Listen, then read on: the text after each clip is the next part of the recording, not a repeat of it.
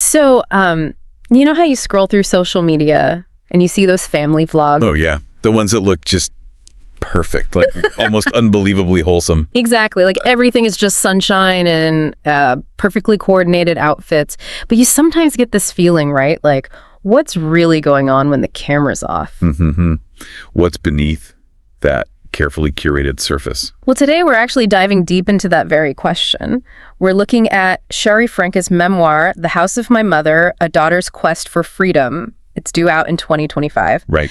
And this book, it really pulls back the curtain on the whole 8 passengers family vlog phenomenon, a family millions watched, thinking it was, this ideal. Yeah, and our goal here really is to try and understand how abuse, how manipulation can actually hide right there in plain sight, behind the smiles, the likes, the public adoration. Especially with vlogging, right? Exactly. Especially in this digital age where everything is performance. Shari's book really shows how that public curation itself can maybe inadvertently shield harm. It kind of exploits that trust viewers have in authenticity. Makes it harder to see, harder to escape too, I imagine. Definitely. Now, look, the subject matter is tough. It's emotionally heavy, no doubt about it. Yeah. But Shari's story, it's also this incredibly powerful narrative of resilience, of healing. And there's so much value in unpacking that. Absolutely. And what a story it seems to be. I mean, the book apparently starts by showing how 8 passengers just exploded, right? Millions of people drawn into this seemingly perfect family life. But Shari reveals that even back then, there were signs.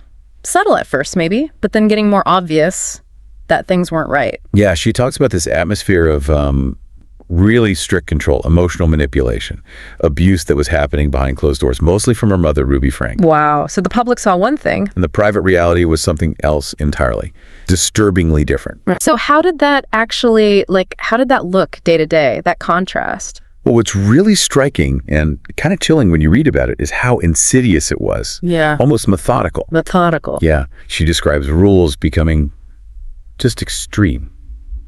Privacy, gone. Even basic things like affection apparently became conditional. It wasn't just, strict parents. Oh. As she got older, she started seeing it for what it was, a pattern, a systematic pattern of coercive control. Coercive control, that's a specific kind of abuse, isn't it? It is. It's where one person basically dominates another, often using psychological manipulation, isolation, sometimes financial control, cutting them off. Okay.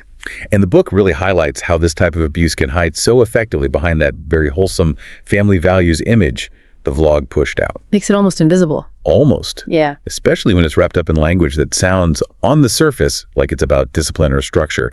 It's incredibly hard to pin down, let alone escape. So the very thing that made them famous, that public image, actually helped hide the dysfunction. Precisely. It masked it. Which makes you think, how does being part of a huge family YouTube channel specifically, make these problems worse? Does it amplify them? Make it harder to get out? Oh, absolutely. That's a huge part of it. Because it's not just happening in private anymore. It's like private abuse performed publicly, but somehow still unseen. Exactly. And when you zoom out, Shari's story becomes this really potent example of what happens when someone tries to step out of that into their own independence, confronting all the emotional fallout. Right. But think about the constant pressure to perform. Your identity is basically monetized. You have to maintain this brand. Even the fans, the comments, the engagement.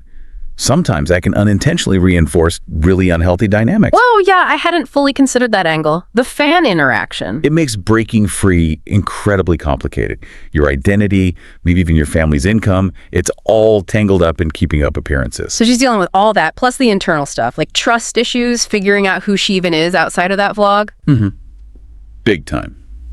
Trust issues, identity struggles, and just the massive challenge of breaking away from her mother's influence, which sounds like it was incredibly pervasive. It really poses that question, doesn't it? How do you even start to rebuild yourself when your whole childhood was basically a show, a public performance? That's the core of it. That's the journey the memoir seems to trace. Yeah, and it sounds like it's not just about exposing the bad stuff. It's also deeply woven with her reflections on healing, right? Therapy comes up. Oh, yes.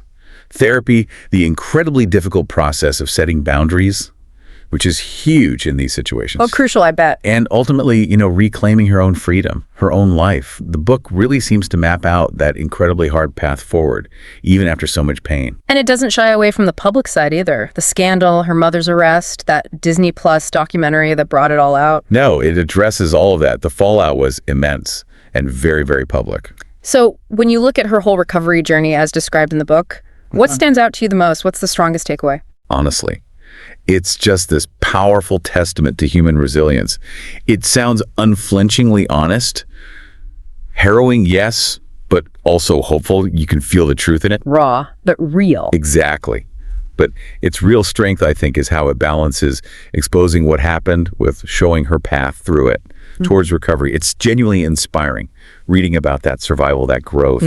It shows the power of self-awareness, the sheer courage it takes to build a new life, basically from scratch, on your own terms. Sounds intense, but important. Definitely intense for the reader at times, I'm sure, but it feels like a vital story for understanding just how complex abuse and recovery can be, especially in this very modern context. Okay, so let's just recap the journey we've sort of traced here in this deep dive. We started with that really shocking contrast, in a way, between the shiny 8 passengers public image and the private reality Shari describes.